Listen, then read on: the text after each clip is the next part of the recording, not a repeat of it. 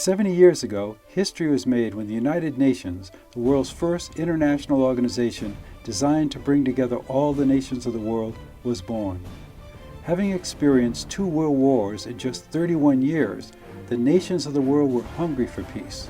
So they gathered in San Francisco and created a new organization focused on peace, human rights, and development.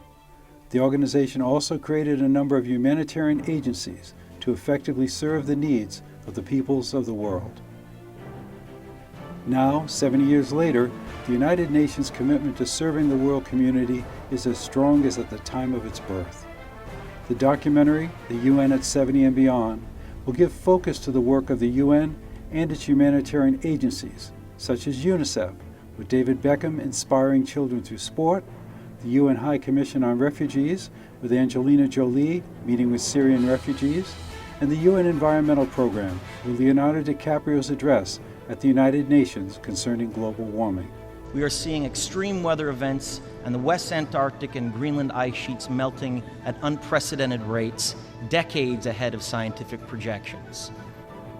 The documentary also features a Peace Day message from UN Secretary General Ban Ki-moon. Human rights and the rule of law are under attack.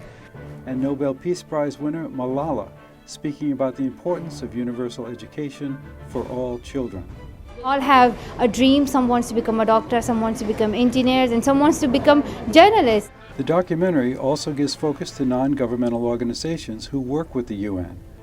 The United Nations has designated special days to give central focus to important issues.